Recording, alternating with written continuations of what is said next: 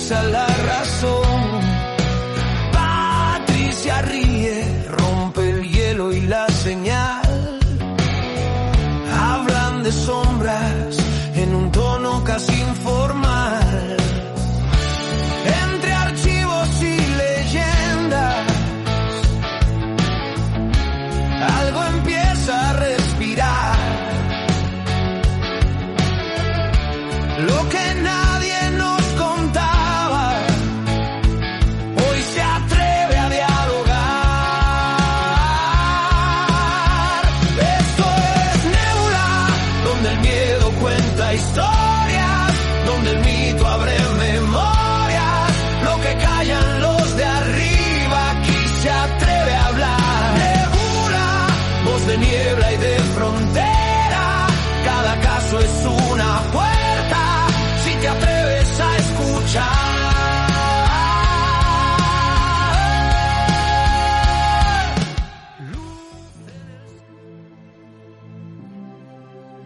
Bienvenidos a Nébula, el podcast donde exploramos los misterios más inquietantes y las historias que desafían toda explicación. En el episodio de hoy nos adentramos en dos casos que han marcado profundamente la memoria colectiva en España. El caso de Emiliano Velasco y el conocido como el Niño de Tordesillas. Dos historias separadas en el tiempo, pero unidas por la tragedia, el desconcierto y las incógnitas que aún siguen abiertas. Pero no lo haremos solos. En esta ocasión nos acompaña José Antonio Caravaca, investigador, ufólogo, divulgador, escritor, con quien analizaremos estos sucesos desde una perspectiva profunda y diferente, explorando no solo los hechos, sino también las interpretaciones que han surgido con el paso del tiempo. ¿Qué ocurrió realmente? ¿Qué partes del relato son claras y cuáles siguen envueltas en misterio? Acompáñanos en este viaje donde intentaremos entender lo sucedido y quizás descubrir que algunas respuestas no son tan sencillas. Esto es Nébula. Prepárate para escuchar más allá de lo evidente.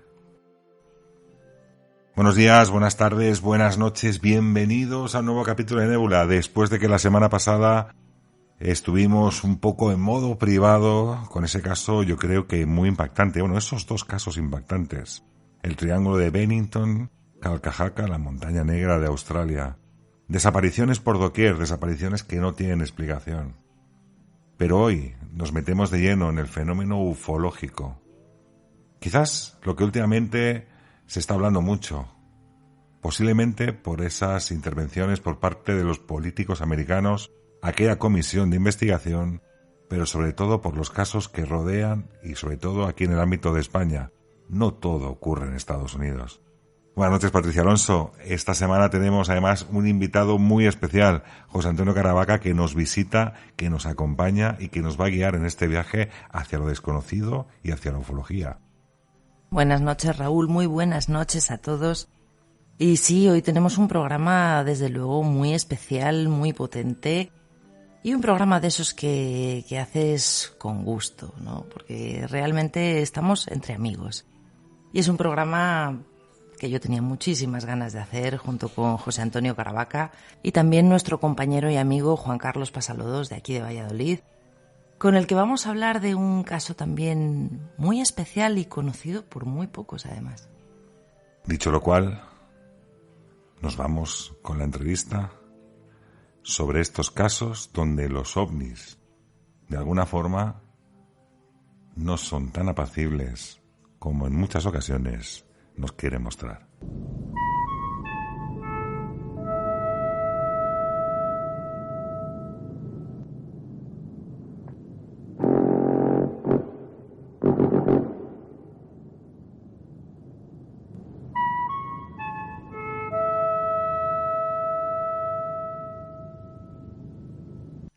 Pues al otro lado del teléfono tenemos al gran José Antonio Caravaca, amigo, compañero, incluso compañero también de aventuras en unos bloques en los cuales tenemos unos vecinos un poco extraños y que al final cargué yo con muchas culpas de todo ello. Pero bueno, esto es una cosa que... Bueno, alguien tenía que calmar y tuviste que ser Y calmé yo. Pero porque José fue más rápido y se marchó. Eso es verdad. Pues nada, José, buenas noches y bienvenido a Nébula, que ya te echábamos de menos de que aparecieras por aquí, tío. Muy buenas noches, José. Buenas noches, Patri. No tan buenas para Raúl, que me recuerda nada más entrar aquel episodio un tanto bizarro y anómalo que vivimos allí, con un eco también que parecía que estábamos dentro de una iglesia y que cualquier día desclasificaremos este incidente. Yo creo que sí, yo creo que tenía más de paranormal que de normal, yo diría, aquella mujer extraña. Sí. Bueno, pues yo os aseguro que oír cantar a José música de iglesia no tiene precio. Eso tampoco tiene precio, sí que es verdad. Tenemos que haber puesto la grabadora en ese momento cantando el Gloria Aleluya. Bueno, José, pues te hemos invitado porque tenemos aquí unos casos muy potentes ufológicos y somos conocedores de que tú incluso has llegado a entrevistar a las personas, o por lo menos la persona en este caso, de los casos que vamos a tratar. Unos casos que además prácticamente estamos hablando de unos 25 kilómetros a la redonda de lo que sería Valladolid y que yo creo que han sido un antes y un después también dentro de la ufología aquí en España. Y no es nada más y nada menos incluso que las posibles agresiones que han podido cometer ciertos artefactos, vamos a llamarlo así, artefactos, objetos no identificados, los famosos WAP hoy en día utilizados, esos fenómenos aéreos anómalos, pero que de alguna manera agreden a las personas. ¿No es así, Patricia? Sí, de hecho, este es un programa que yo tenía muchas ganas de hacer por dos motivos. Lo primero, por supuesto, por contar con José Antonio Caravaca, muy buen amigo nuestro y todo un profesional, por no decir que el número uno en este país, hay que decirlo, y se ha dicho. Y segundo, porque bueno, pues son unos temas que para mí, bueno, pues son especiales, ¿no? Es mi tierra y bueno, pues ya sabéis que a mí mi tierra me llama. Y no solamente eso, aparte de que sea tu tierra, estamos hablando de que realmente hay un antes y un después en estos casos. Porque fíjate que para empezar, y yo creo que así de buen tono, e incluso de una persona que ya no está entre nosotros, tenemos otra persona de otro caso que sí, pero esa persona que no está entre nosotros y quizás tenga algo que ver lo que vivió, hablamos de Emiliano Velasco, ¿no es así? Pues sí, sí, sigue, José. Ah, vale. Emiliano Velasco inicia una serie de episodios curiosos que suceden en aquella tierra, la tierra de Patri, que tienen como punto en común de que los testigos sufren secuelas fisiológicas graves a consecuencia de su encuentro, de su experiencia con un objeto volador no identificado, y además se da la circunstancia que actualmente este tipo de eventos están cobrando una gran importancia porque algunos de los sucesos que se están conociendo, que están investigando allá en los Estados Unidos, protagonizados por pilotos de combate, pues también presentan una serie de secuelas a nivel fisiológico que señalarían en la misma dirección de estos eventos que ocurrieron en Valladolid el siglo pasado, en lugares muy remotos, en la década de los 70, pero llevado incluso al extremo, porque uno de estos testigos, Emiliano Velasco, que es el primer caso que vamos a tratar, pues al poco tiempo, a los 2 años de la experiencia, falleció. Sí, porque además yo no entiendo por qué, por ejemplo, el caso del niño de Tordesillas ha sido tan famoso, tan nombrado, y sin embargo yo creo que, o tengo la sensación, ¿no?, de que el caso de Emiliano Velasco, ocurrido 2 años antes, es un poco el eterno desconocido, y desde luego a mí me resulta igual de impactante, o más, que el niño de Tordesillas, ¿no?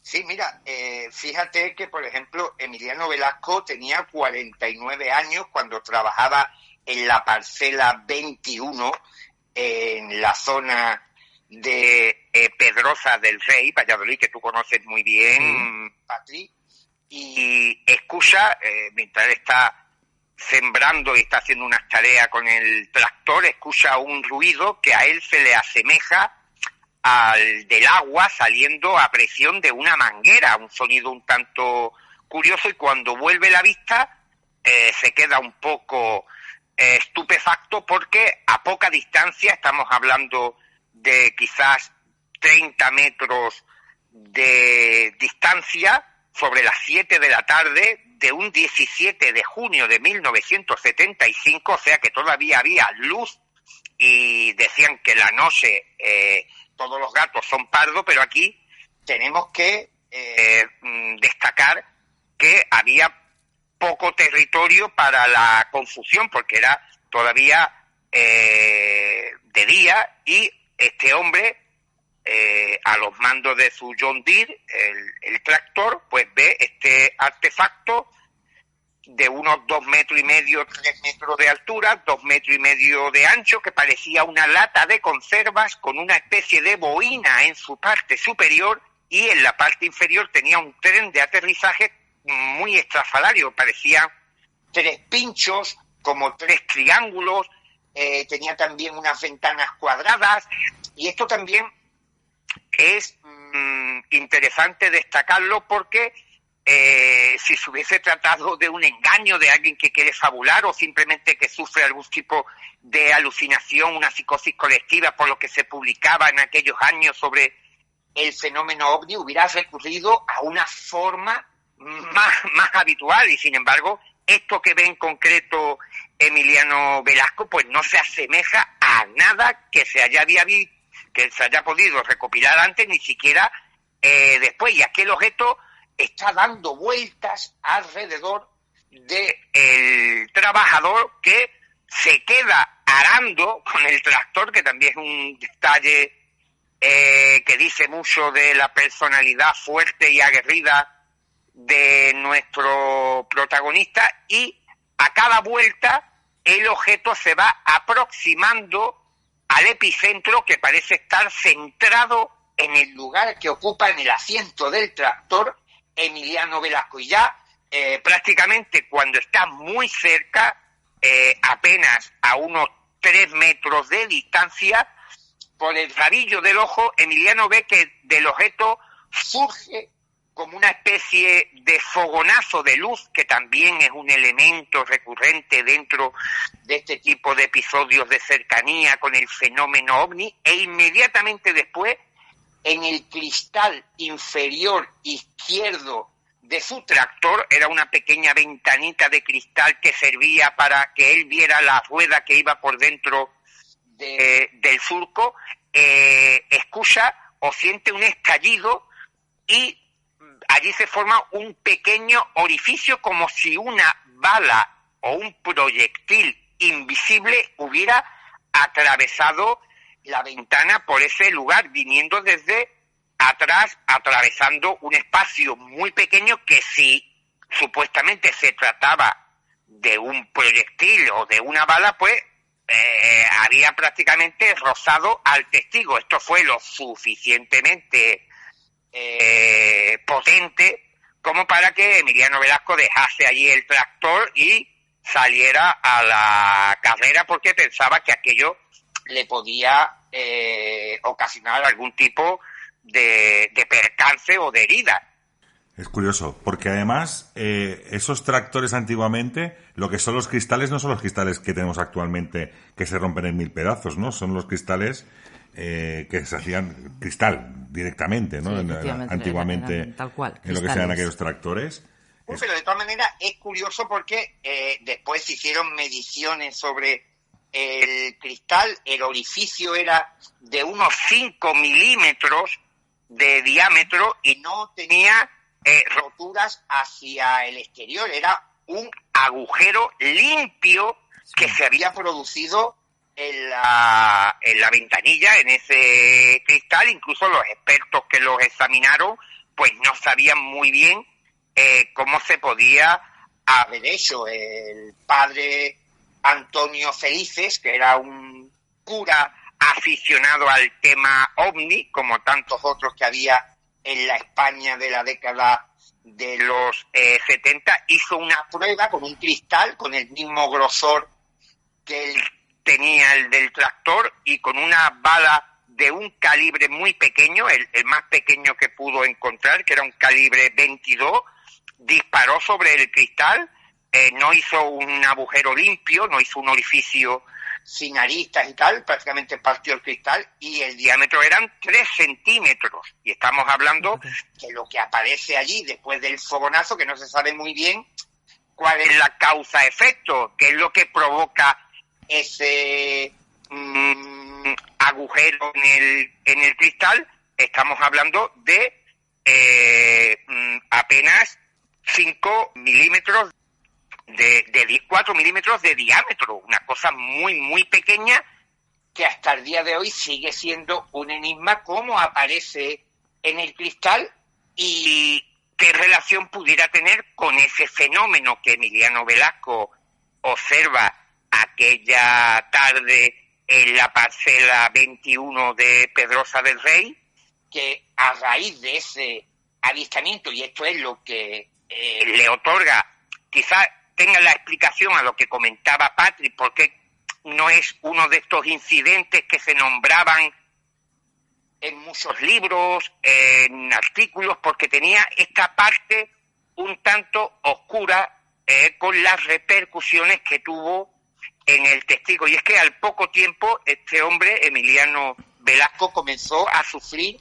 Era un hombre sano que trabajaba de sol a sol, no había tenido ningún tipo de enfermedad a lo largo de su vida, cosa que se corroboró con las entrevistas que se hicieron con amigos y con familiares, porque veremos que esto estaba presente en la investigación que se realiza, porque, como digo, al poco tiempo, a los pocos días de sucederle esto, Emiliano Velasco padece de sordera, de visión doble, tiene una disminución del campo visual y comienza a tener un malestar continuo. Se le hace un examen médico y se le detecta un tumor cerebral muy avanzado y prácticamente a los 34 meses, un poco más de 2 años prácticamente, porque fue en 1978, Emiliano Velasco, el 8 de junio, fallece a consecuencia de este tumor galopante que, como digo, en muy poco tiempo se lo lleva al otro mundo con el secreto de aquella experiencia que había vivido mientras trabajaba a los mandos de su tractor, y la gente que lo conoció, sus familiares, pues se mostraban muy intrigado en cómo esto se podría asociar o no a aquella visión que él decía que había tenido de aquel extraño objeto. Yo recuerdo también que un amigo, Nando Domínguez, de Valladolid, que pudo entrevistar a la mujer, a la esposa de Emiliano Velasco, esta mujer estaba convencida de que aquel aparato fue lo que mató a su marido. Porque, José, una pregunta. En algún momento, cuando aparece el fenómeno ufológico, normalmente siempre va asociado, y luego escucharemos también testimonios, va asociado a un tremendo silencio, como si entras en otra dimensión. Y muchas veces esto está asociado a pérdidas de tiempo por parte de las personas que padecen este tipo de contactos. En el caso de Emiliano, ¿se sabe si hubo algún momento de pérdida de tiempo o fue simplemente que el objeto aquel disparó aquel haz de luz y ya prácticamente se quedó ahí?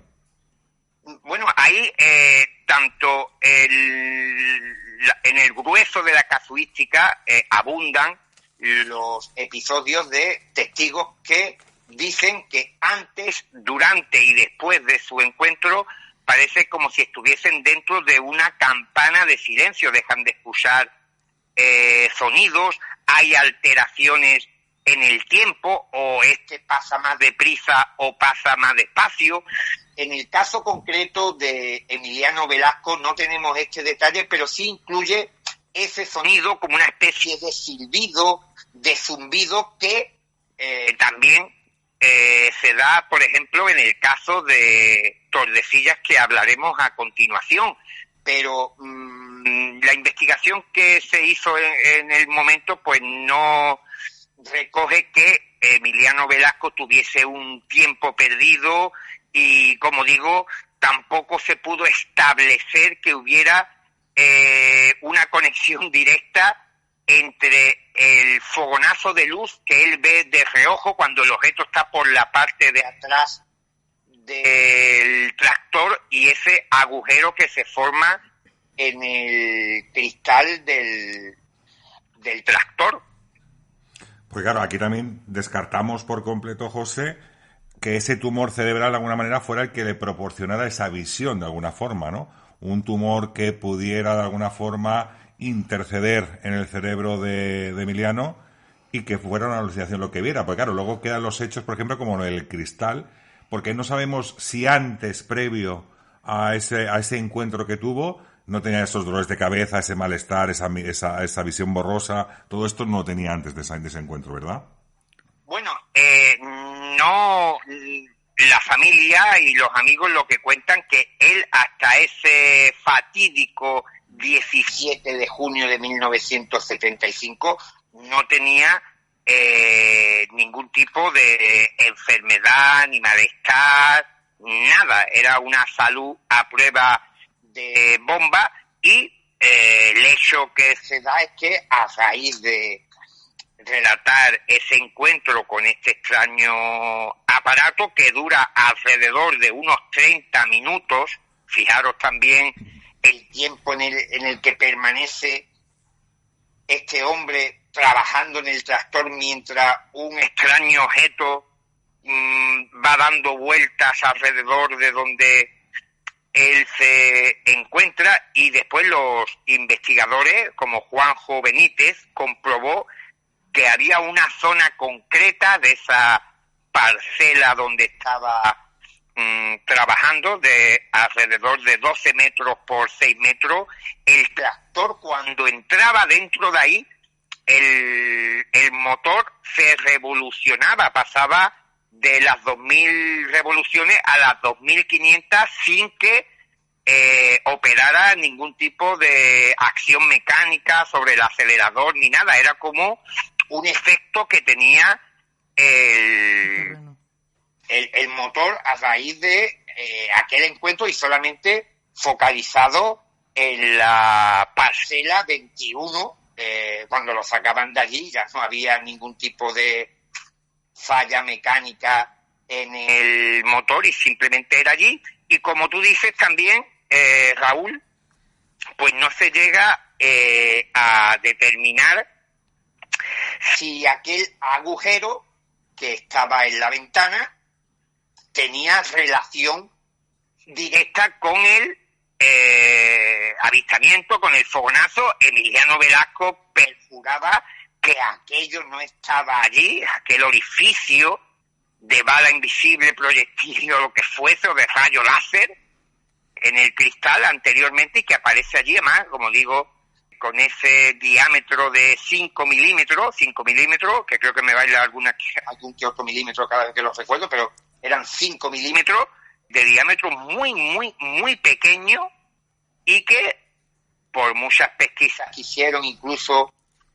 en algunos laboratorios y preguntando en la fábrica o la distribuidora de tractores John Deere, pues se pudo llegar a ningún tipo de conclusión de cómo había aparecido aquello allí, y si tenía relación con el fenómeno que este hombre había protagonizado allí, y cuál era su lectura, cuál era su interpretación, cuál era su motivo, naturaleza de que aquel objeto, fuese lo que fuese, pues emitiese aquel haz de luz, que también es otro de los ingredientes, de los elementos, de los factores que los investigadores solemos encontrar en este tipo de experiencias, que los ovnis, los platillos volantes, pues tengan esa espontánea emisión de luz, de fogonazo, ante la presencia de los testigos. Sí, porque además tengo entendido, José, que la Guardia Civil estuvo allí, ¿no?, al día siguiente con Emiliano, y se llevaron la ventana, además, para examinarla, o como has dicho, ¿no?, en un laboratorio. Y bueno, a mí, cuanto menos, desde luego, para la época, una rotura tan limpia es cuanto menos sospechoso, ¿no? Porque a día de hoy, bueno, eso se puede conseguir, pues como has dicho tú, ¿no?, con un láser. Pero sí, en esa época, ese tipo de cristal, que no es como los cristales de ahora, que era un cristal, bueno, pues eso, que le dabas un golpe y se partía entero en 1000 cachos, que haya una rotura tan sumamente limpia, sin grietas alrededor, y tampoco encontró la Guardia Civil, yo creo que tampoco encontró nada, ¿no?, ningún tipo de proyectil ni nada. Y también lo que sorprendió a toda la gente que conocía a Emiliano Velasco, la gente que comenzó a acudir a Pedrosa del Rey a investigar, fue también ser testigo del deterioro físico de una persona que, insisto, se decía que tenía una salud de hierro, trabajaba de sol a sol, sin ningún tipo de problema, y justamente a raíz de relatar esa experiencia, ese encuentro, comienzan una serie de dolencias que terminan con esa detección del tumor cerebral que 2 años y pico lo llevan a la muerte, y que incluso, repito, la mujer Emiliano Velasco, Leonor, confesó a las periodistas de la época y más recientemente en el tiempo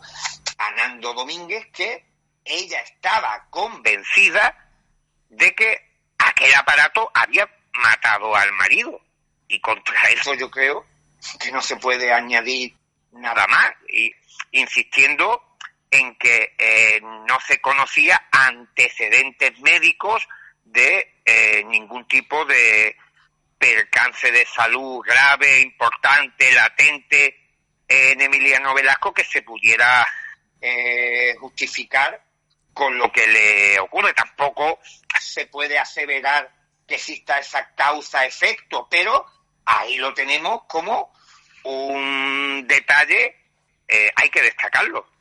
Es curioso porque, dado que imaginemos que sea ese objeto el que, digamos, incide en la salud directamente de Emiliano, es curioso que la muerte sea posterior en días. Es decir, todos tenemos entendido ahora mismo que yo me siento agredido, tengo una pistola, disparo y mato en un segundo mato a la persona, vamos a llamarlo así.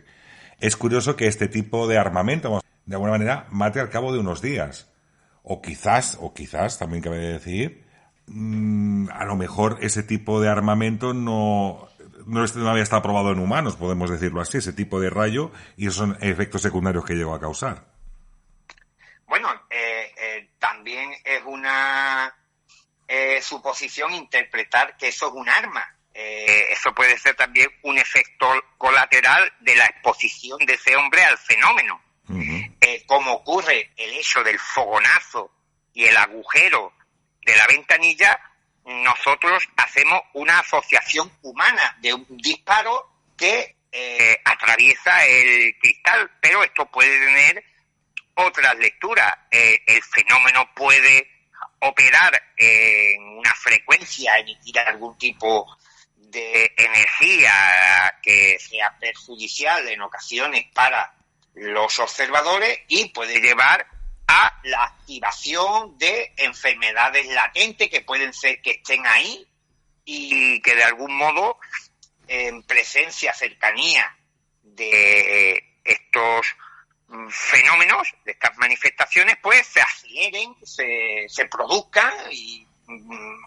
vete tú a saber qué es lo que realmente subyace detrás de este tipo de episodios. Claro, pero piensa, José, con esa tecnología, supuestamente esa tecnología, evidentemente la finalidad de ese rayo creo que no era el matar, para mi forma de entender, por lo menos no creo que esa luz o ese artefacto se sintiera amenazado por Emiliano. Simplemente, no sé por qué, quizás una especie como de toque de atención, no sé.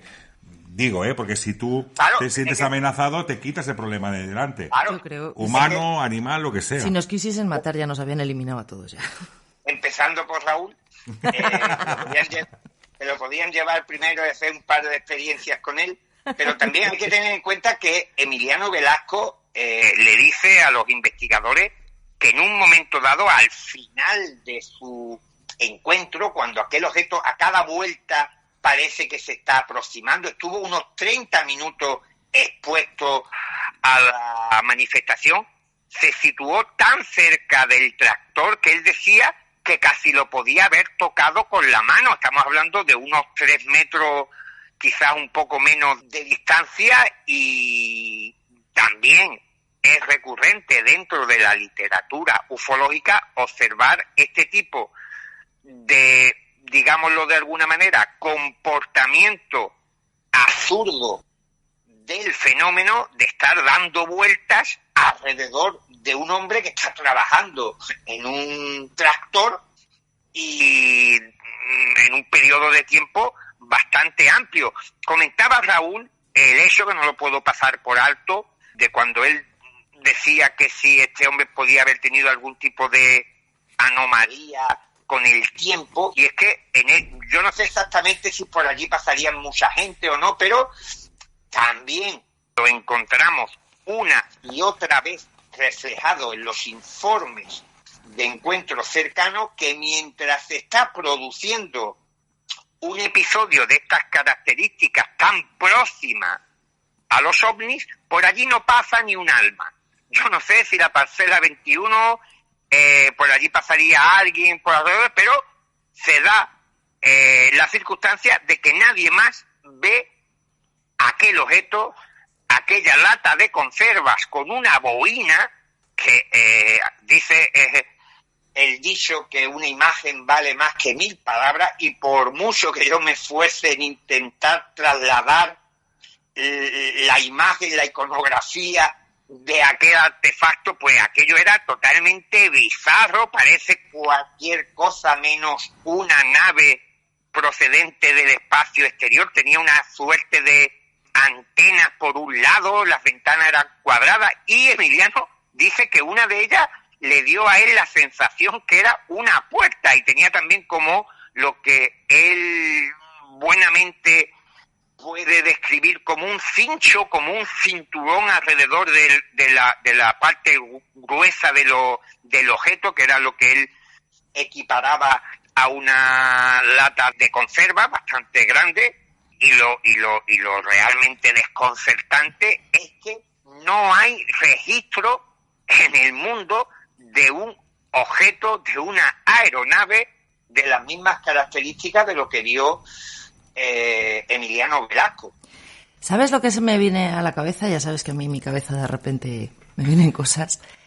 Cuando estabas diciendo ahora, cuando decías ahora, José, lo de que qué hacía ese objeto girando alrededor de Emiliano. Y qué valor de Emiliano también.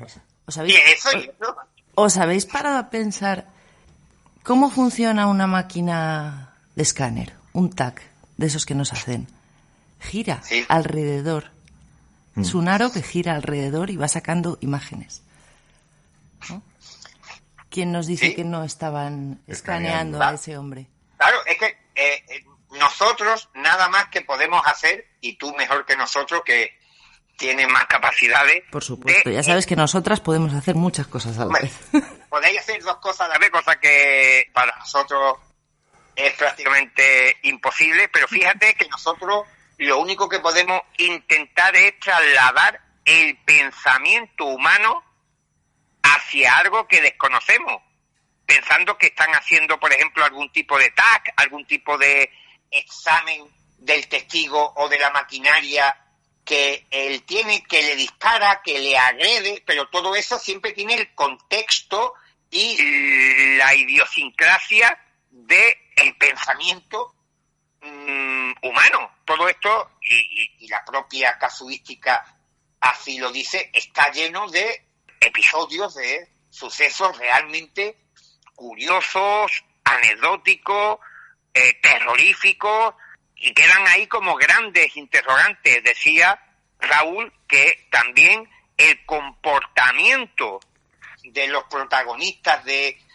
estos episodios, cuando se cuentan, pues llevan también a la incomprensión, a pensar que esto tiene que haber algún tipo de trampa, que esto es un engaño, porque claro, ¿cómo va a decir alguien que estuvo 30 minutos trabajando en un tractor mientras aquella cosa estaba dando de vuelta? Y es que también es común, es un patrón dentro de los encuentros cercanos, que los testigos tienen una actitud que no es ordinaria, pero no es ordinaria en el común de los mortales, y ni tan siquiera con el propio protagonista de la historia. Él después, cuando lo recuerda, y no solamente con el episodio de Pedrosa del Rey, a mí me lo han referido multitud de testigos, de que tienen una reacción que no terminan ellos mismos de comprender.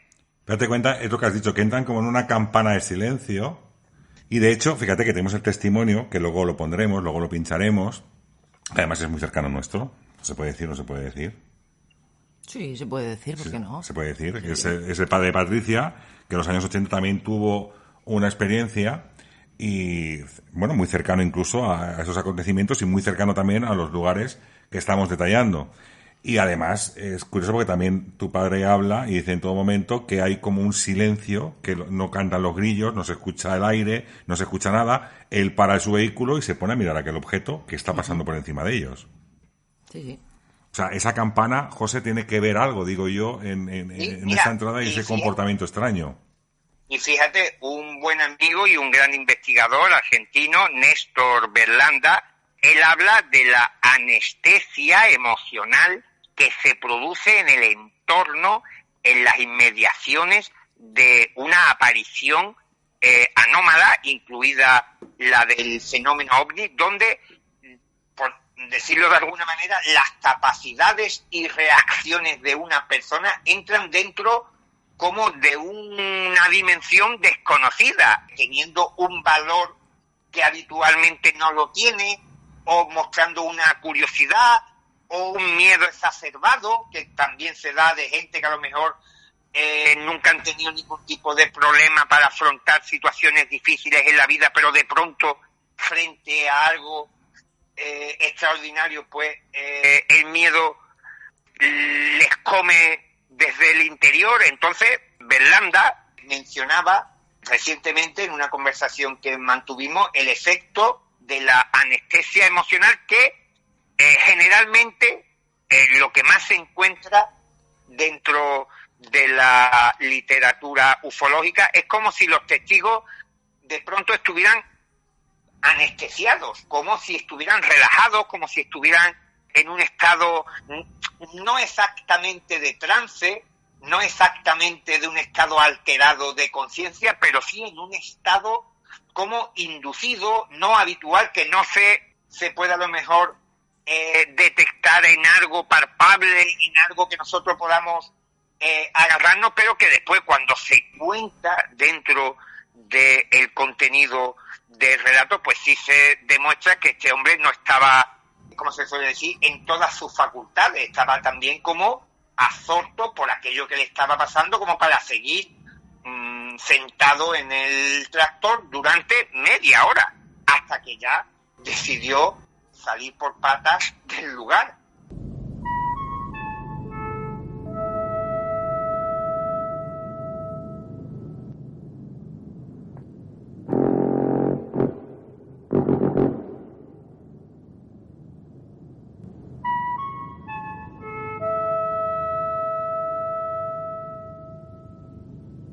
Bueno, pues como os decía, a mí este caso me parece impresionante, ¿sabes?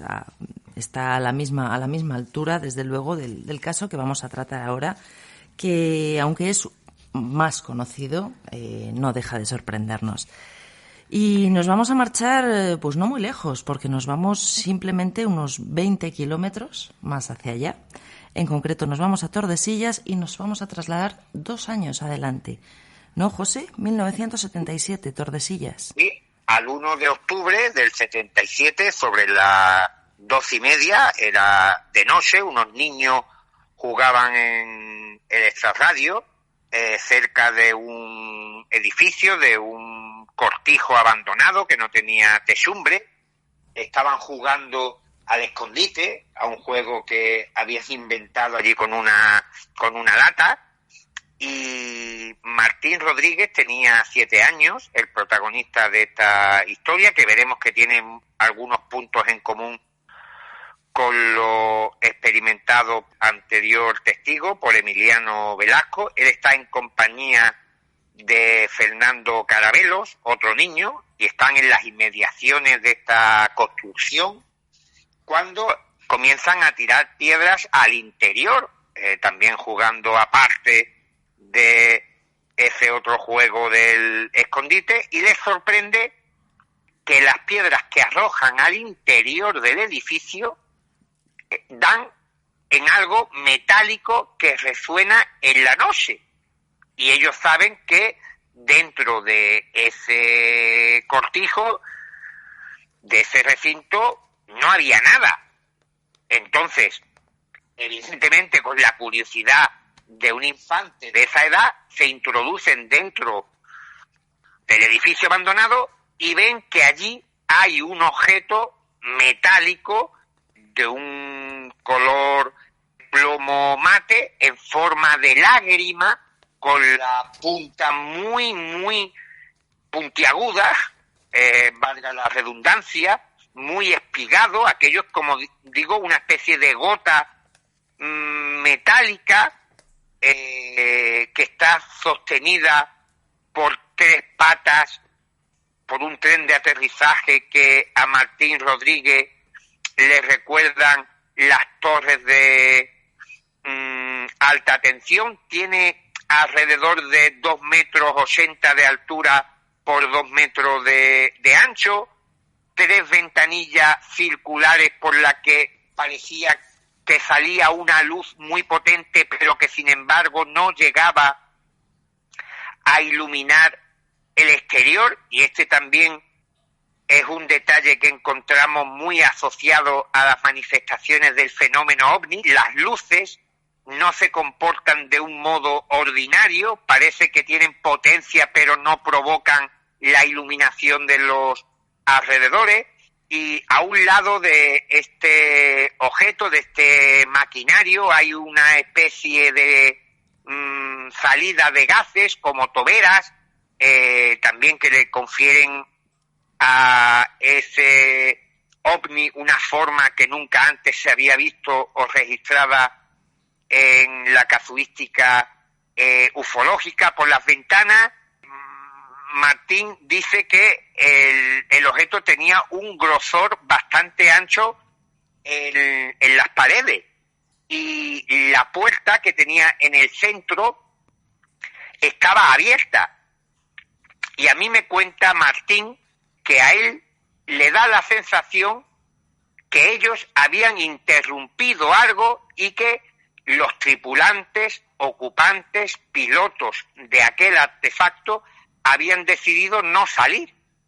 Esa es la sensación que también se asocia muchas veces, las ideas que le vienen de pronto testigos de estos encuentros, que son como si tuvieran una transmisión de pensamiento o tuvieran una corazonada de algo que iba a ocurrir.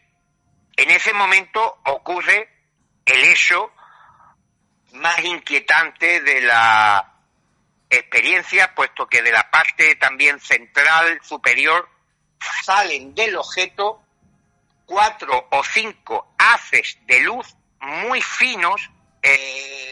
La comparativa que hace, o que me hace Martín Rodríguez, es como cuando en una habitación hay polvo en suspensión y hay una persiana bajada y entra la luz del sol y hace como una especie de rayo tenue, pero muy fino, y estos haces de luz van en dirección a donde están los niños, con la mala suerte que uno de ellos atraviesa a Martín Rodríguez por la parte del estómago y el rayo continúa por la espalda hacia el suelo.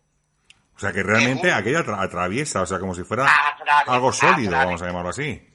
Atravesado completamente. Además, ese detalle yo no lo conocía, había leído lo que había publicado Iker Jiménez, que fue el que rescató el caso del olvido. Era prácticamente una leyenda urbana, porque aunque había salido en televisión y había tenido un pico de popularidad, como decía Patri, anteriormente refiriéndose al evento de Emiliano Velasco, después este caso fue completamente apartado de las publicaciones, de las conferencias, y quedó como sumido en un olvido, hasta que en la revista Enigmas Iker Jiménez publicó un muy interesante trabajo recogiendo todo lo que no se había publicado hasta la fecha sobre la experiencia de Martín Rodríguez. Y como digo, el haz de luz le había atravesado por completo,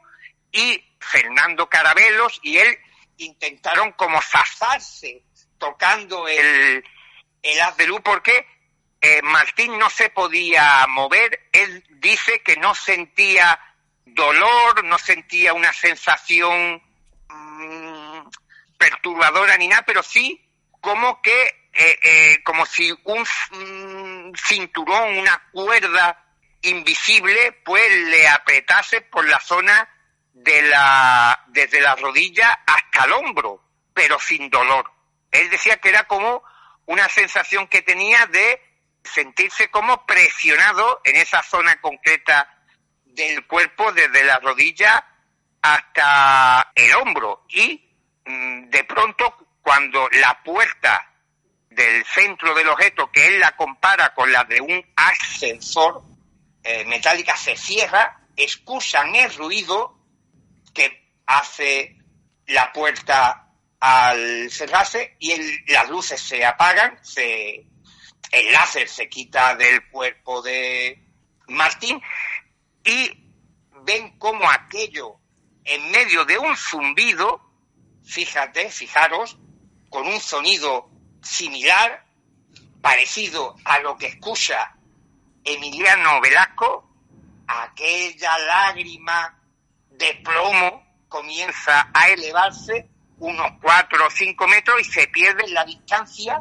en diagonal. Y es en ese momento cuando inmediatamente Martín Rodríguez, de 7 años, comienza a sufrir una serie de problemas a nivel de salud.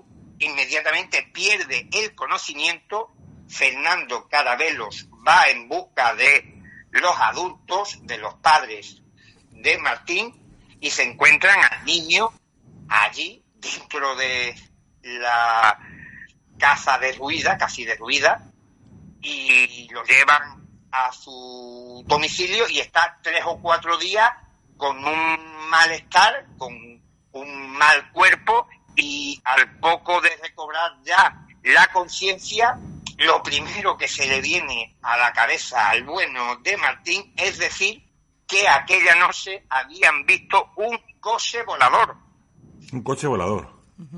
Sí, es lo que él me lo decía. Dice, mira, yo con 7 años es lo único que podía expresar de alguna manera lo que habíamos experimentado aquella noche Fernando Carabelos y yo. Inmediatamente la prensa acudió al lugar. La única secuela que quedó en el cuerpo de Martín fue un moratón en la zona del estómago, en la parte del cuerpo exacta donde había recibido aquel haz de luz, y en el lugar donde estuvo posado, aterrizado el ovni, había una zona que decían que parecían que estaban calcinadas, que habían sido quemadas a altas temperaturas, que se analizaron, tenían varios miles de grados, pero tampoco parece que se hizo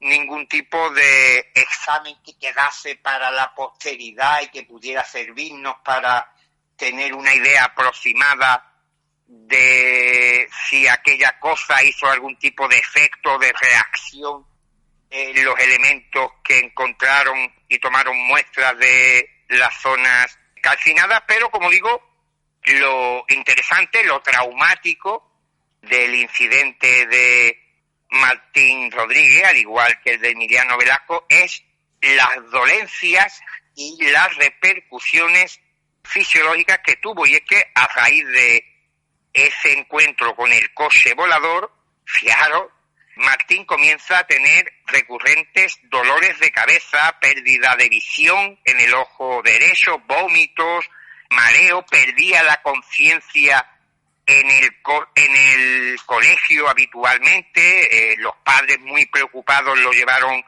al hospital y entonces pues le detectaron que tenía unos problemas a nivel cerebral. No sabían muy bien qué es lo que le pasaba. Decía que tenía un estrechamiento del acueducto de Silvio, que era una cosa grave. Se le sometió a diferentes operaciones hasta un total de 13, 14 operaciones y muchas de ellas a vida o muerte, o sea que estuvo realmente grave. Incluso en una de sus intervenciones, pues los médicos parece que no le dieron muchas esperanzas a sus padres de que pudiese sobrevivir, pero gracias a Dios, pues con muchas dificultades, pero Martín Rodríguez se recuperó con el tiempo. Hablamos de varios años de peregrinación a diferentes hospitales, no sabían muy bien los médicos qué lo que le ocurría, y digamos que también, como ocurrió en el caso de Emiliano Velasco, quedaba flotando en el aire, y nunca mejor dicho, si existía esa causa-efecto entre lo que decían los niños que habían visto y la posterior enfermedad que tuvo Martín. A mí me parece curioso, por un lado, que una luz traspase un cuerpo y se vea por la parte posterior. Eso es de película prácticamente, vamos. Eso me rompe la cabeza, eso es increíble. Y luego has hecho un comentario que me ha gustado mucho, o por lo menos me da que pensar, José. Ya es mucho, si te hago pensar. Hoy ya puedes dormir tranquilo. Sí. No, pero es verdad que esa ley del silencio con este tipo de casos, es decir, ¿por qué este tipo de casos ufológicos? Primero, no sé si es porque a lo mejor no gozan de la credibilidad suficiente de cara al público, vamos a llamarlo así, o segundo, porque han sido o intentan ser más tapados dándole menos publicidad a este tipo de casos. ¿Qué crees que ocurre? Porque claro, hablamos prácticamente de que estos dos casos, en 2 años de diferencia, ocurre un mismo haz de luz, uno más fino, otro más grueso, y a mismos síntomas que le produce a las personas.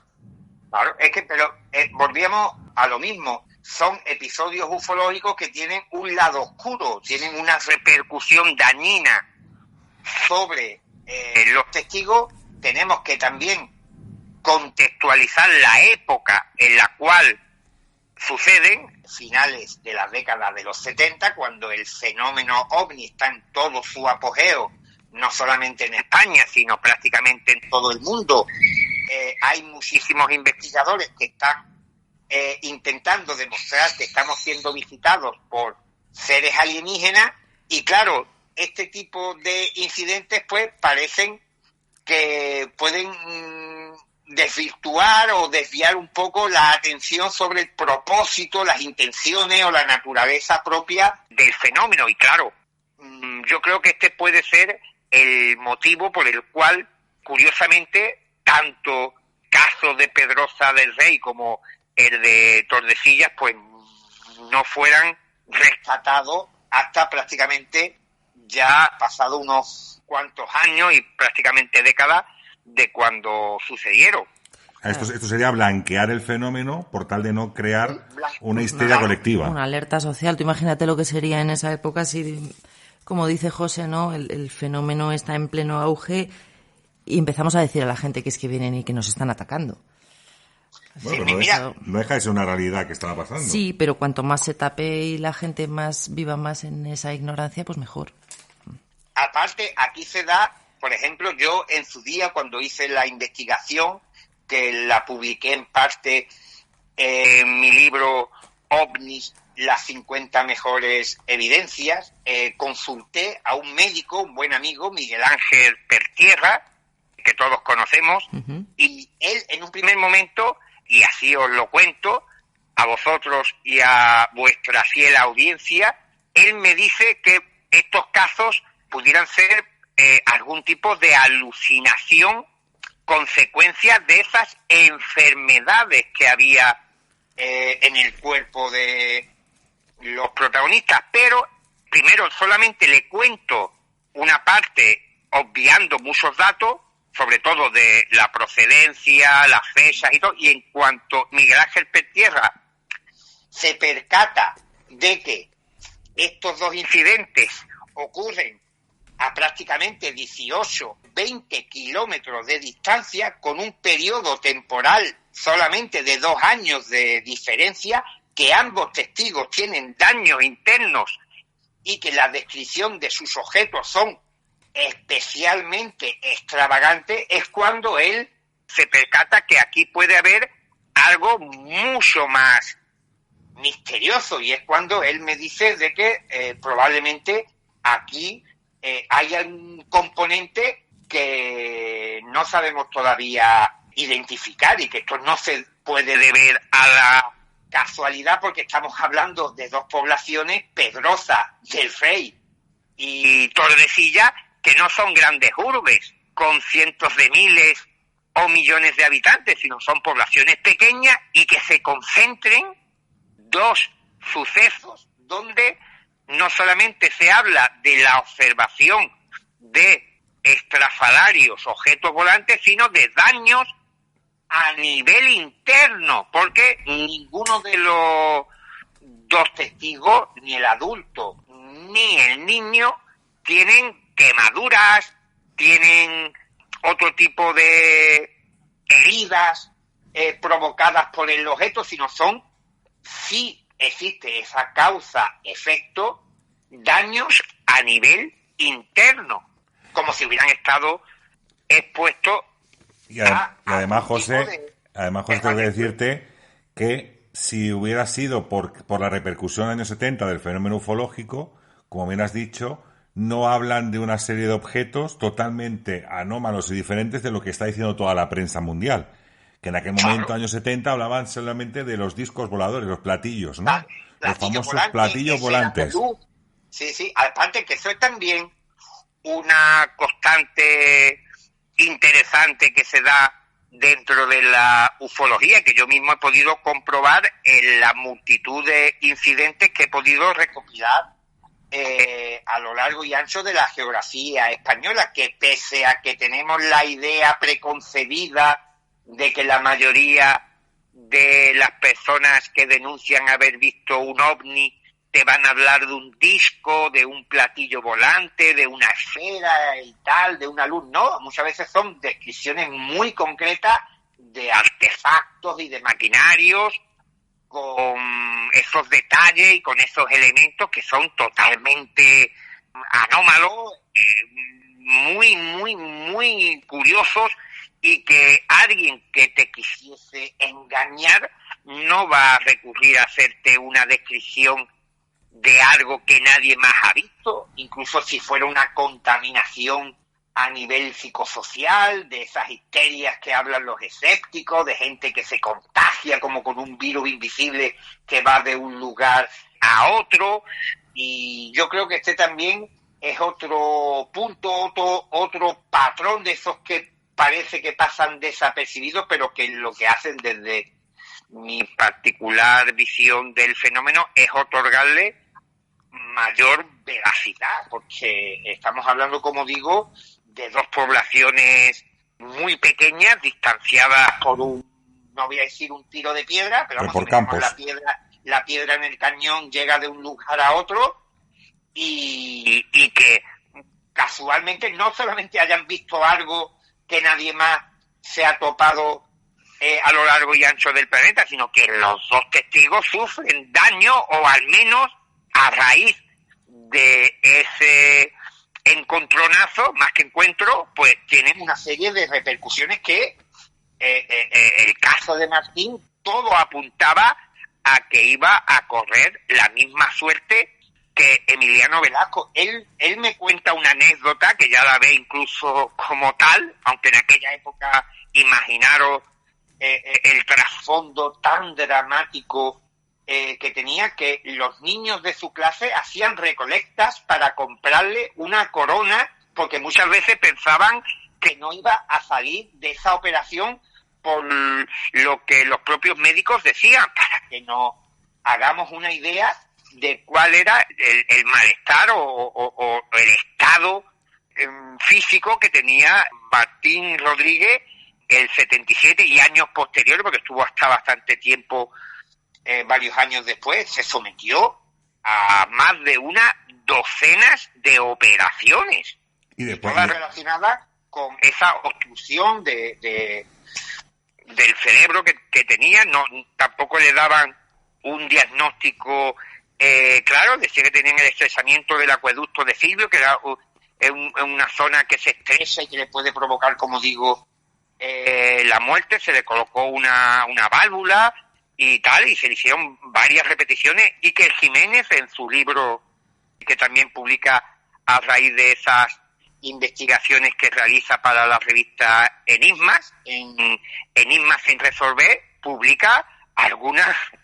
imágenes que son impactantes de las secuelas físicas que, cuando Martín Rodríguez es entrevistado por el director de Cuarto Milenio, aún las tiene patentes en su cabeza. ¿Y qué tipo de secuelas? O sea, tú que has hablado después, porque también se ha nombrado o se ha escuchado que no solamente tiene enfermedades, sino que él también adquiere ciertas habilidades. Bueno, en el caso de Martín Rodríguez, fíjate que incluso él también, ya con un buen sentido del humor, dice que él ya se considera una persona normal, que incluso es fumador, que ya no ha tenido ningún tipo de repercusión notable a raíz de su experiencia. Como tú dices, Raúl, hay muchos testigos que dicen que notan un cambio en su vida. Bueno, en el caso de Martín, tal fue el cambio que incluso le pudo llevar al otro barrio. Gracias a Dios todo salió bien. Él sí dice que a partir de entonces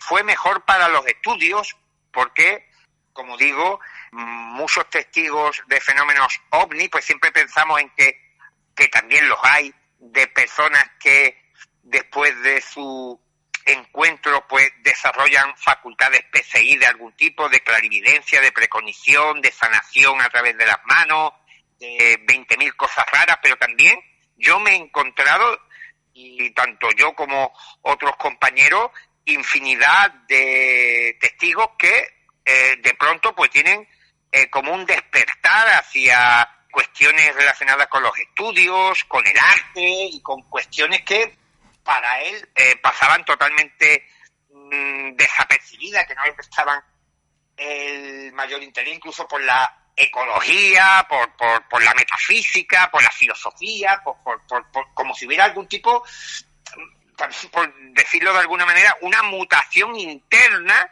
como si a uno le llevase a replantearse su vida, como también encontramos en las personas que han tenido una experiencia cercana a la muerte. Son situaciones liminales que a uno le llevan a hacer borrón y cuenta nueva, un kilómetro cero en su biografía. No en todos, pero sí muchos testigos ovni esto se da, y esto fue lo que a mí me cuenta Martín, pero haciendo sobre todo hincapié en que se encontraba en la actualidad completamente recuperado de todas esas dolencias que tuvo a raíz de ver aquel coche volador en la noche del 1 de octubre del 77. José, pero en esta historia hay un actor secundario, ¿no? Porque ahí estaba Fernando. Y Fernando, sí, la historia, por lo visto, cuando se le toma declaración, coincide plenamente con la historia que cuenta Martín. Pero, ¿qué pasó con este crío? Porque digamos que de una manera u otra desapareció de la historia.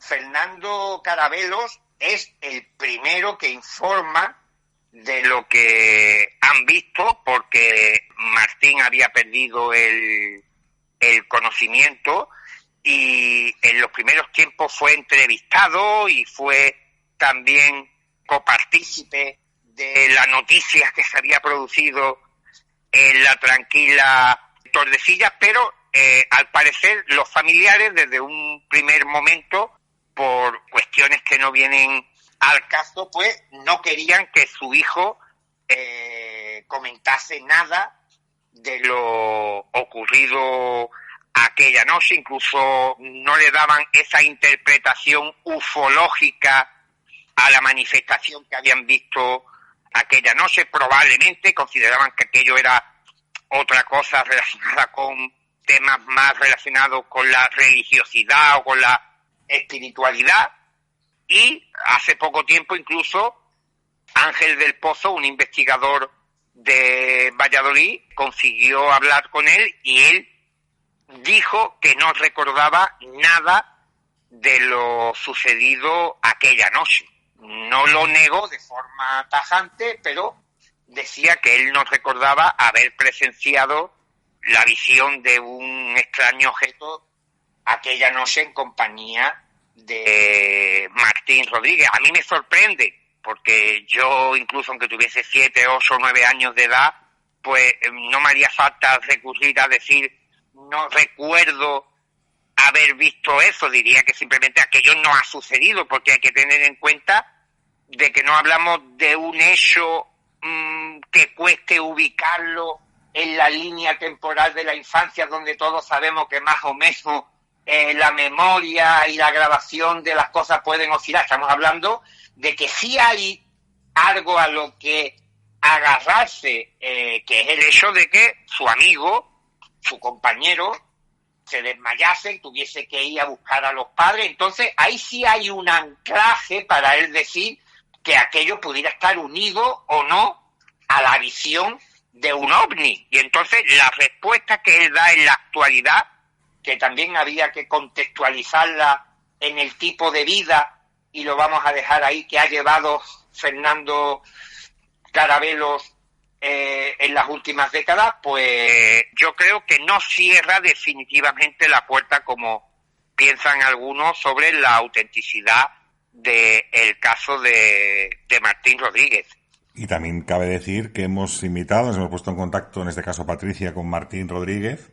Hemos invitado amablemente a que participe en el programa, a que diera su testimonio de alguna forma, que él explicara o que relatara de sus propias palabras lo que le ocurrió cuando tenía aquellos 7 años, pero ha declinado esta oferta de poder hablar. Es decir, es una persona que tampoco, Martín Rodríguez, que se prodiga en los medios de comunicación explicando su historia. Todo lo contrario, es muy complicado conseguir encontrarle y sobre todo que dé su testimonio.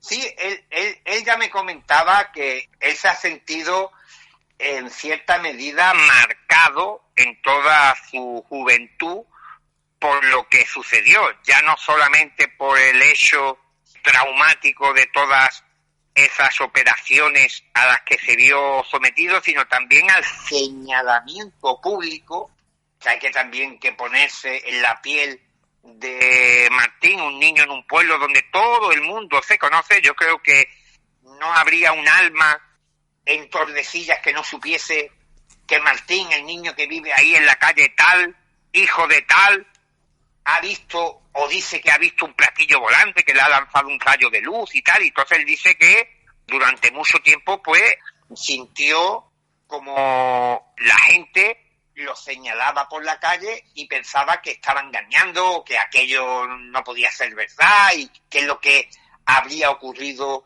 aquella noche. Y para él tampoco ha sido algo especialmente que le haya ocasionado una fama, una popularidad, sino que él hubiese querido que jamás en la vida que aquel sonido metálico que escuchó cuando lanzaron las piedras por encima del muro sin techumbre de aquella ruinosa casa, publicidad, les hubiera obligado a meterse allí dentro y experimentar todo lo que posteriormente sucedió. Bueno, está claro, ¿no? Es una postura completamente respetable. Nosotros le hemos invitado con todo el cariño del mundo para tratar el tema con todo el respeto que creo que estamos haciendo.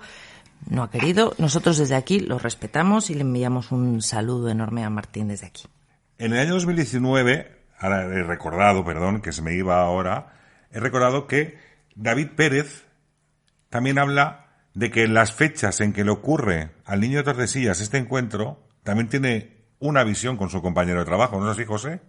Sí, bueno, para de alguna manera afianzar que en aquella fecha pasó algo en Tordesillas, para decir que el niño Martín Rodríguez no mentía. Estamos hablando del mismo mes, octubre de 1977, Medina del Campo, que también está a otro tiro de piedra de cañón de Tordesillas, muy cerca. Pues Daniel Pérez, que fue un testimonio que recuperó Cuarto Milenio en compañía de un amigo sobre las 10:30 de la noche, circulando con su coche, vieron una luz que al principio no le prestaron mucha atención hasta que se hizo mucho más brillante y parece que estaba en el cielo, baja y se sitúa a poca distancia del suelo, parado sobre un campo que hay allí en la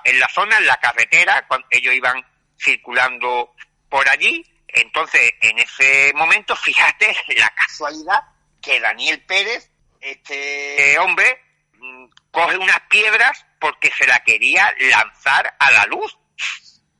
Y para saber si detrás de la luz había un maquinario, si había algo físico. Y en ese momento, que hay que estar en el sitio, la luz se apaga, se quedan los dos testigos completamente engullidos por la oscuridad. Son las 10:30 de la noche del mes de octubre, y de pronto se abre una puerta luminosa muy parecida a la que describe Martín Rodríguez, y dentro de esa puerta, porque hay una luminosidad, aparece una silueta de alguien, de algo, con una cabeza y un cuerpo apepinado, que es la palabra, en la descripción que hace Daniel Pérez. No le aprecia brazos ni piernas.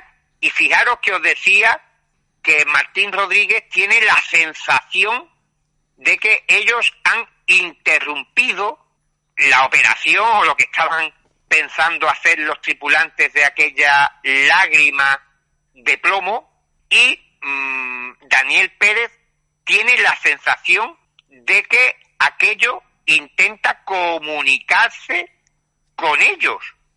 Y claro, en ese impasse de no saber qué está sucediendo exactamente, el objeto de pronto se enciende de nuevo y desaparece.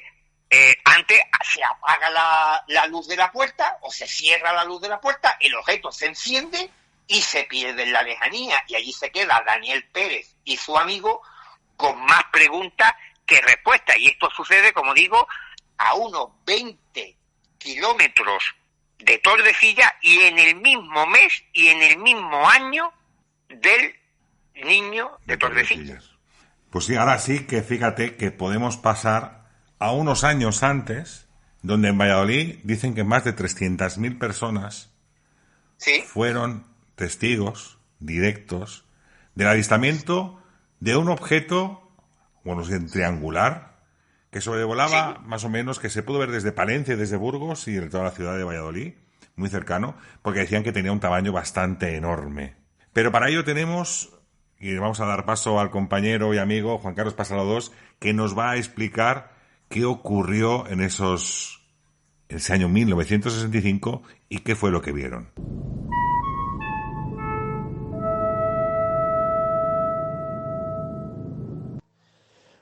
Hola Raúl, hola Patri, hola nebuleros, ¿qué tal? ¿Cómo estáis?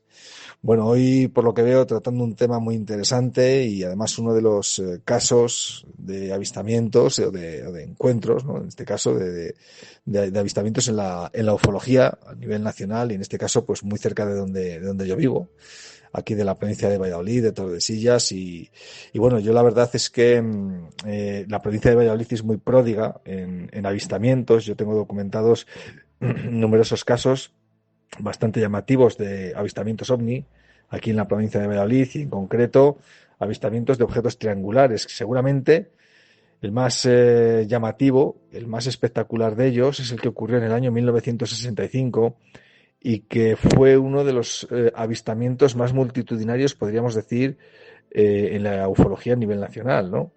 De hecho, este caso, bueno, pues fue investigado y ha sido documentado por prestigiosos ufólogos de todo el mundo.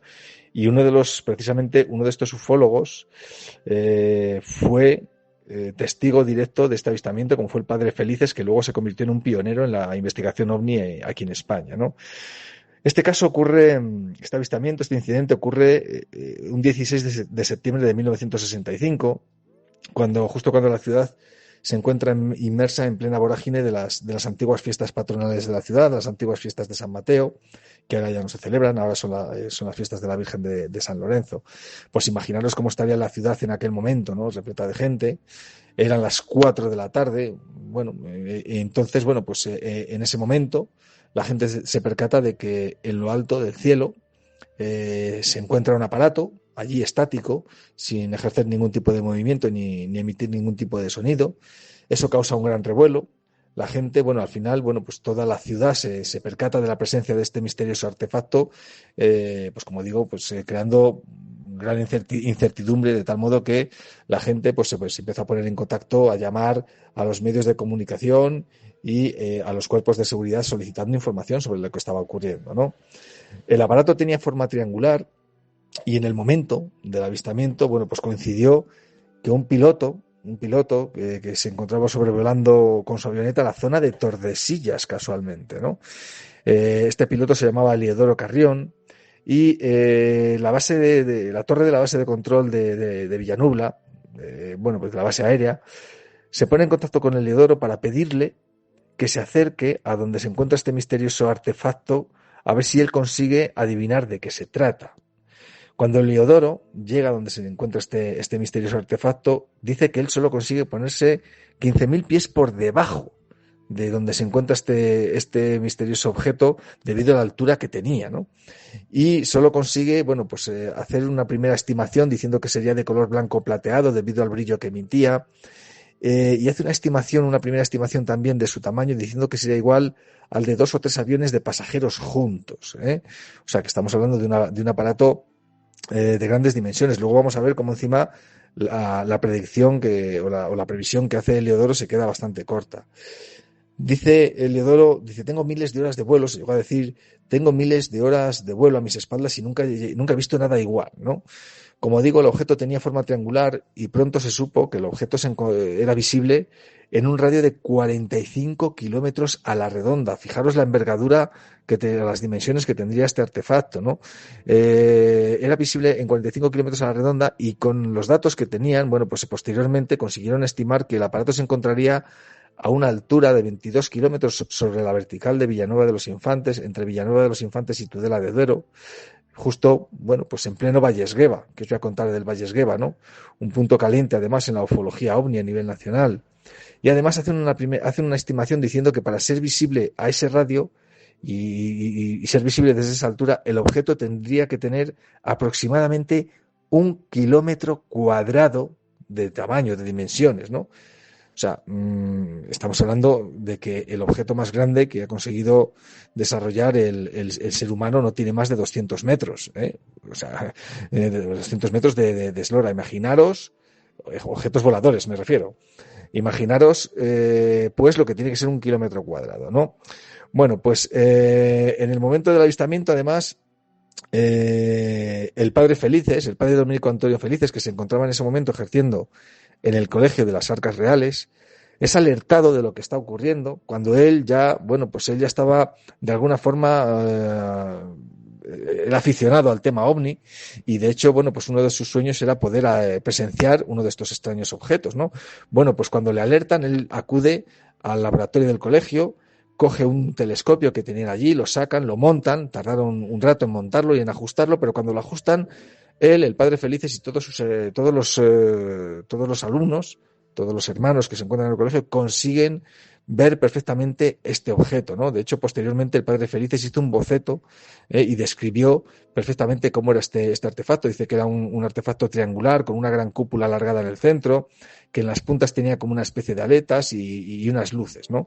Él además dice que el objeto tendría aproximadamente 1 kilómetro de largo. Fijaros cómo el padre Felices, a través del telescopio, atina a lo que posteriormente se expuso en las investigaciones, que el objeto tendría 1 kilómetro cuadrado de tamaño, ¿no? O sea que él atina bastante bien, ¿no? Y además, bueno, pues él, como digo, algo que llama mucho la atención, dice que lo que más le llama la atención es que del aparato salían unos puntitos de luz que se alejaban en todas direcciones, ¿no? Eso ya sí que es súper raro, porque no estamos hablando un objeto artificial, ¿no? En aquella época, ¿qué objeto se había fabricado de aquellas dimensiones que además de ese artefacto salieran puntitos que se alejaban en todas direcciones, como si eso fuera una nave nodriza, ¿no? De hecho, muchos investigadores luego han propuesto esta idea, esta teoría de que fuera una nave nodriza. Bueno, pues él hace un boceto y él describe perfectamente lo que vio a través de ese telescopio. Al día siguiente, los medios de comunicación, periódicos locales o periódicos regionales se hicieron eco de este suceso. De hecho, en las hemerotecas se puede ver en las páginas del 17 de septiembre de 1965 cómo los medios de comunicación cuentan cómo en la tarde del día anterior, del día 16, bueno, pues un gran objeto volador surcó los cielos de Valladolid. Y además algo curioso es que intentan quitar hierro al asunto, intentando dar una explicación racional para no crear alarma, ¿no? Diciendo que, bueno, que sería algún tipo de globo sonda o algún satélite meteorológico desconocido. Hombre, yo no sé qué tipo de satélites, si en aquella época los científicos tenían un satélite meteorológico de 1 kilómetro cuadrado y era desconocido o no lo sabían, pues entonces tenían un problema, ¿no? El caso es que cuenta el padre Felices cómo a las 8 de la tarde este artefacto, a 8:05, matiza, a las 20:05 el artefacto comenzó a tomar altura hasta desaparecer completamente, ¿no? 4 horas, desde las 4 de la tarde hasta las 20:05, este artefacto con forma triangular colgado del cielo de Valladolid. Sin duda, es uno de los casos, de los incidentes ufológicos más llamativos y más investigados en la ufología, no solo a nivel nacional, sino a nivel mundial, y como digo, seguramente sea uno de los casos de avistamientos más multitudinarios en la ufología nacional también, ¿vale? Así que bueno, pues este es uno de los muchos casos de objetos triangulares y más llamativos que han tenido lugar, que han ocurrido aquí en la provincia de Valladolid. Un saludo y un abrazo a todos, nebuleros, encantado de hablar con vosotros.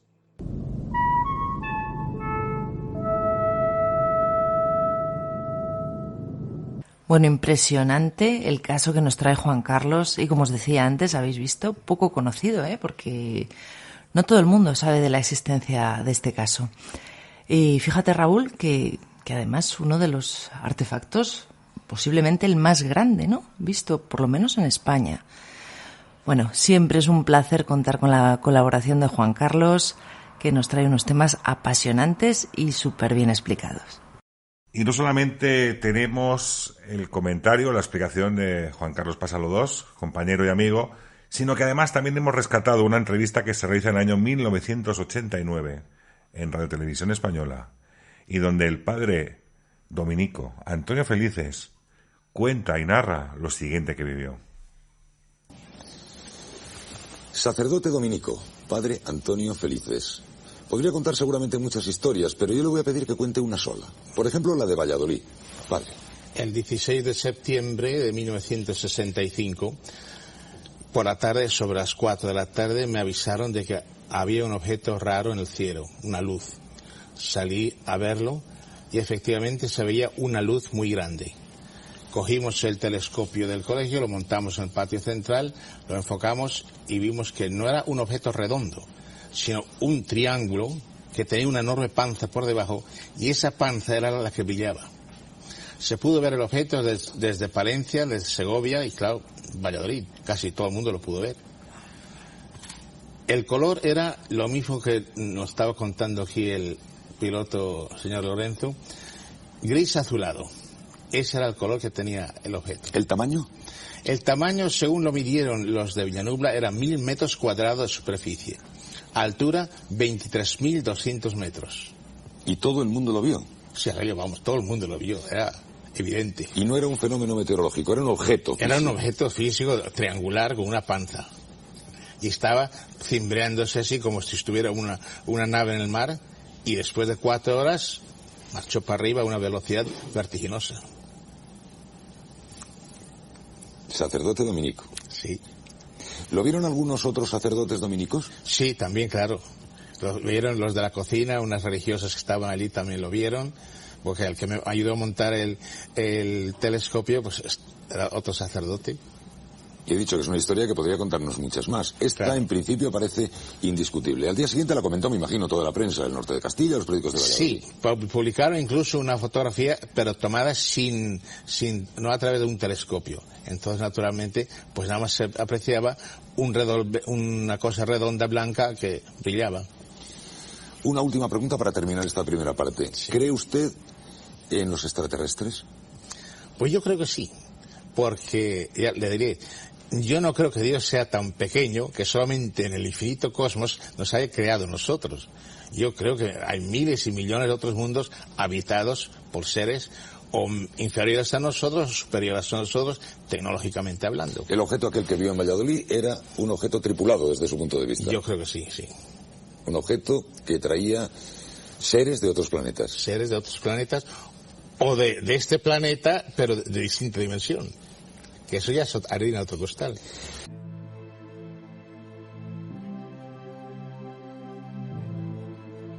Bueno, yo creo que pocas palabras bastan y yo creo que este testimonio del padre Dominico, gran investigador de la ufología también aquí en Valladolid, hay que decirlo, que no solamente tuvo este caso, sino que tuvo tantos otros que él pudo investigar y que de hecho llega a conclusiones incluso dimensionales, como también acaba diciendo en esta entrevista. Pero ahora sí que tenemos el testimonio de alguien muy allegado y hemos querido poner justamente estos audios, esa forma triangular del objeto de Valladolid, de esas grandes dimensiones. Como decía el padre Dominico, con esa especie como de barriga abombado en la parte de abajo, donde también incluso sobrevoló aquella avioneta, que nos cuenta ahora mismo un testimonio muy directo, que es en este caso tu padre, Patricia, que también a principios de los años 80 le ocurrió esto que vais a escuchar ahora. Bueno, Luis, el principio de la historia, más o menos en qué fecha fue, de dónde veníais, hacia dónde ibais.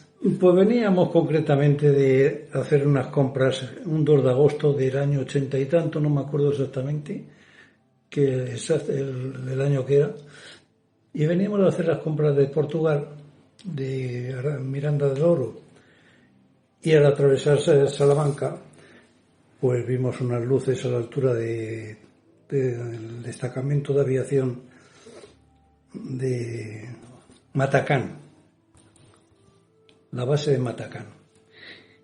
Era ya entrada algo de la noche y vimos unas luces rojas a la altura de dicho destacamento, lo cual que me llamó la atención porque eran unas luces rojas que oscilaban hacia arriba y hacia abajo, y pensamos, tanto mi señora como otra señora que venía con nosotros en el coche, pues creíamos que estaban de fiesta allí. En concreto, pues nada, seguimos carretera adelante. Estaban muy altas las luces. Camino bastante alto, sí. Y camino de Valladolid, a la altura de 7 Iglesias de Trabanco, que es la mitad de camino entre Salamanca y Valladolid, pues vi que dichas luces pues venían prácticamente a la par que de nosotros con el coche. Ya llegando a Tordesillas, pues vi que las luces pasaban por encima de nosotros y que no era una cosa normal, eran unas luces rojas y que iban a una velocidad muy bien despacio. Nos pasaron por encima de nosotros, del coche. Despacio, pero más rápido que el coche. Sí, bastante más rápido. Y cuando me fijé detenidamente, vi que estaba a la altura de la base aérea de Villanubla. Nos bajamos del coche a observarlo, porque vi que no era una cosa lógica, de que ningún aparato puede hacer eso de ir parado y de golpe por razón unas velocidades tan grandes. Y a la altura, como he dicho, de Villanubla, de la base aérea, pues vi que estaba parado el aparato instantáneamente salieron, no me recuerdo exactamente si fueron 3 o 4 luces blancas, como disparadas, y se quedaron estáticas. Volvían a recogerse en el centro, las 4 a la vez, y luego otra vez volvían a separarse. Llegó un momento de que las luces ya se quedó en una sola, como cuando se enciende una linterna y sale un foco hacia el suelo. Se apagó ese foco y a continuación vi que la luz central venía hacia nosotros, hacia Tordesillas otra vez. Pasó por encima de nosotros.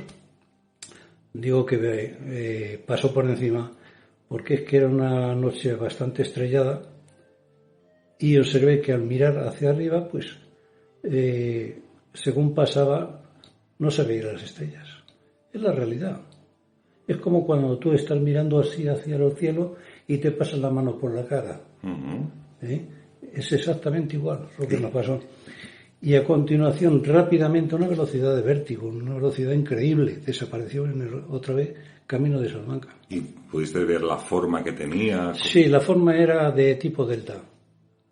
¿Como una ala delta? Una ala delta, sí. Triangular, digamos. Sí, exactamente. ¿Y era muy grande, el tamaño más o menos? Era muy grande porque cuando yo miré así hacia el cielo, vi que cogía un espacio bastante considerable. O sea, una extensión del cielo bastante grande. Daba a entender de que, claro, de que al ocupar tanto espacio tenía que ser muy grande el aparato. Pero que yo no comprendo cómo, no creo que fuese un aparato normal y corriente o de invención moderna, porque era un aparato, aparte de silencioso y de tan gran volumen, que se pudiera mantener en el aire. Porque quieto. Lo que dices tú, silencio, que no hacía ningún ruido Silencio de motor. Total, porque es que además era un 2 de agosto, se oían los pájaros y demás, y el ruido de ambiente, de la proximidad de Tordesillas. Y sin embargo, en ese momento, cuando pasaba por encima de nosotros, un silencio absoluto, total. Desapareció todo ruido. No se escuchaba nada. O sea, nada en absoluto. Ni el viento, pasaba ni nada, no hacía viento porque no hacía muy bueno. Pero que, ya te digo, no sé, salimos un poquito desconcertados de allí. O sea, la señora que venía con nosotros detrás, que luego venía otro coche también de otros amigos detrás, que era la mujer de un capitán del ejército, esa no quiso salir del coche, tenía mucho miedo. ¿Y el capitán vio algo que iba con el coche? No vieron nada, los dos otros que venían en el otro coche, vieron que parábamos, y pararon ellos, pero no bajaron para nada. Luego cuando se lo explicamos no lo entendían. O sea que fueron, digamos, 3 personas. Íbamos 3 y otros 3 atrás, en el otro coche. Y los de atrás fueron los que no vieron absolutamente nada. No vieron nada. Íbamos 3 matrimonios. Y luego hay, sin decir nombres, hay unos días después en los cuales tú llamas a alguien conocido del ejército. Sí. No quería mencionarlo eso abiertamente, pero vamos. Sin nombres. Bueno, además, este chico era militar de Matacán, con su graduación. Y cuando le llamé yo por teléfono, pues no sé si es que habría alguien delante y no quiso responderme abiertamente del asunto. Sin embargo, 2 días después, cuando yo le llamé por teléfono nuevamente, me dijo que algo se había visto, algo extraño. La prueba estaba de que el alto mando de allí de Matacán, un coronel de aviación, dio la orden inmediatamente de que todo el cuerpo de guardia que estaba esa noche allí fuesen destinados uno por uno a distintos puntos de España. O sea, que no quedó, de los que estaban de guardia, no quedó nadie en Matacán. Fueron todos sustituidos en 48 horas. Y sin comentario de ninguna clase. Entonces le dije yo a este amigo mío, digo, pero bueno, ¿habéis visto alguna cosa? Dice, no podemos hablar, Luis, me dijo claramente. Dijeron que sí, que algo ha habido, pero lo siento. Dice, aparte de la amistad que tenemos, dice, pero es que no puedo decirte nada sobre este tema. Ya me dio a entender bastante. Digo yo. Pues bastante. Bastante me dijo ya. Vaya. Y esto que desplace...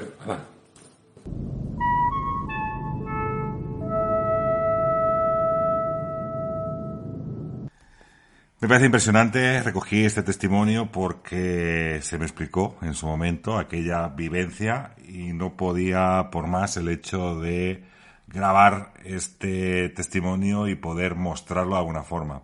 ¿Mostrarlo por qué? Porque hemos relatado en el día de hoy, pues desde aquel ovni del padre Felices hasta los niños, bueno, en el caso del niño de Tordesillas, el caso del hombre que también acaba falleciendo en este sentido porque le impacta aquella luz y evidentemente la sintonía o la igualdad que hay de un objeto al otro. Y luego hay que decir también que hay muchos que hablan de la autopista que hay aquí en el Cerrato, que eso sería también digno de investigar la cantidad de avistamientos. Y yo tengo que decir que me he encontrado mucha gente conocida, amigos incluso, que sabiendo a lo que me dedico, pues viviendo aquí en Valladolid y que tienen sus casas de veraneo, de campo, en la parte del Cerrato, todos me hablan de estas luminarias extrañas que se ven por los cielos.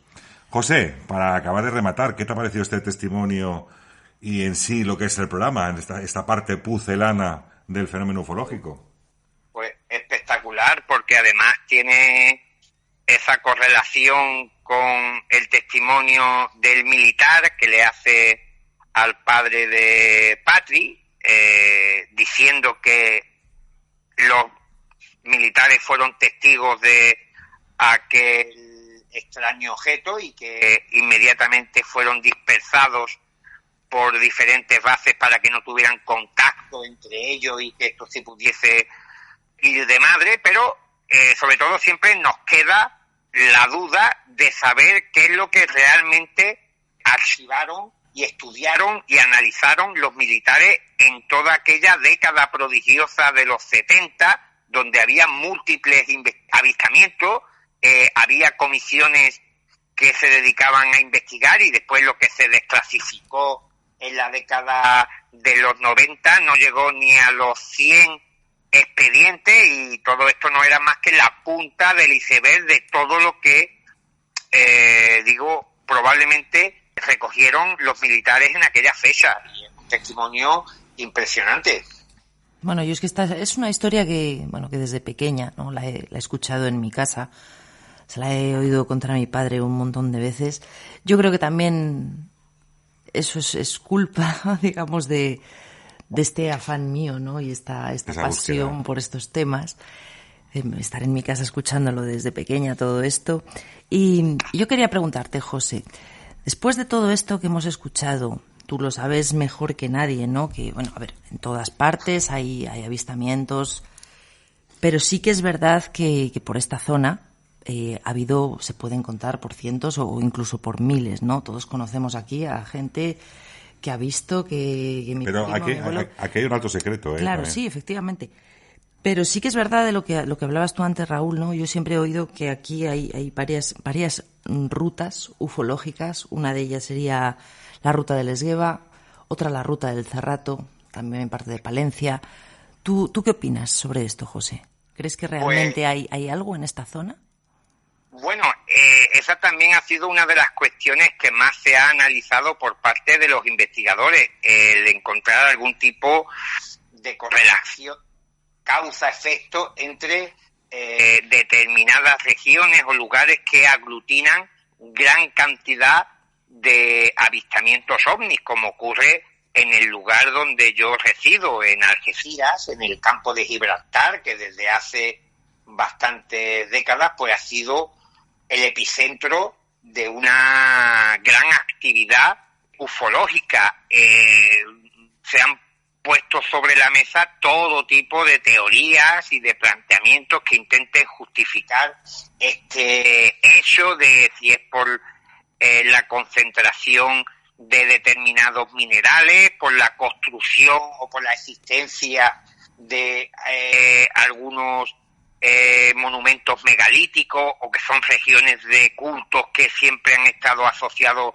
a poblaciones humanas. Hay también algunos estudiosos que señalan de que en esos lugares pues suele haber investigadores, grupos que se ocupan de sacar a la luz todo lo que allí ocurre, pero probablemente pues nunca sepamos a ciencia exacta por qué parece que en todo el planeta Tierra hay como escenarios predilectos por los no identificados y por otros fenómenos anómalos y extraordinarios para hacer actos de presencia, y en otras zonas pues no se da este tipo de picos y de altísima actividad.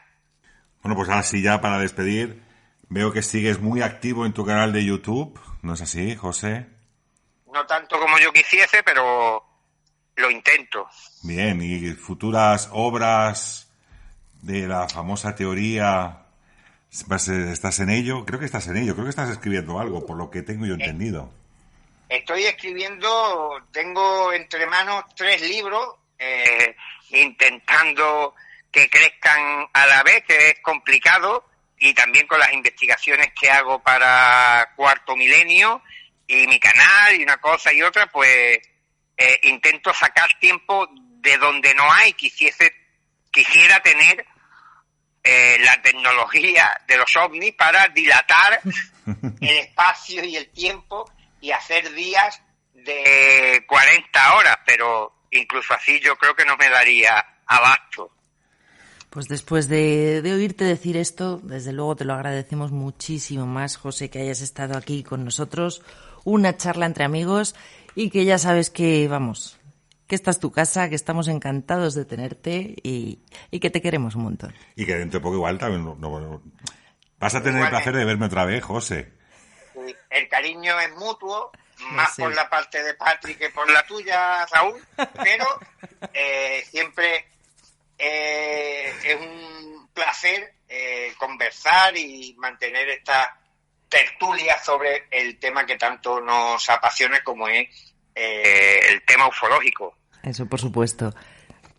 Pues te mandamos un fuerte abrazo. Nos vemos pronto, porque igual estamos gestionando para aparecer también en uno de los congresos que tú estás invitado, que también creo que está JJ Benítez, bueno, y tantos grandes ufólogos de este país, que por suerte sigue dando grandes ufólogos. Tenemos ahí, hemos tenido a JJ Benítez, Antonio Rivera, tantos y tantos que han dedicado su vida, su pasión, a dar luz a este tipo de fenómenos que cuanto más se nos escapan, pero que al mismo tiempo siguen estando ahí.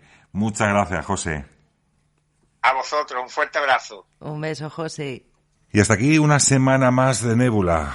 Simplemente nos queda despedirnos. Hoy nos hemos alargado en el tiempo. Hoy yo creo que tenemos un programa más que extenso, quizás en recompensa por el programa pasado.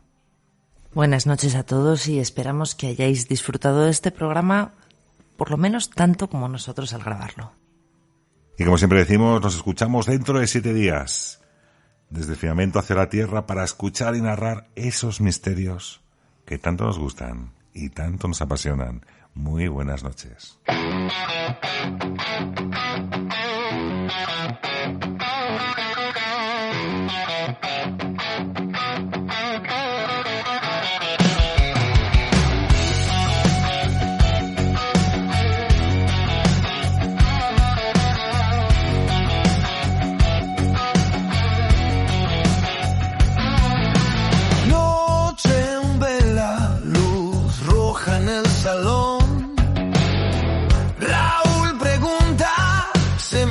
La razón. Patricia ríe, rompe el hielo y la señal. Hablan de sombras en un tono casi informal. Entre archivos y leyendas, algo empieza a respirar. Lo que nadie nos contaba,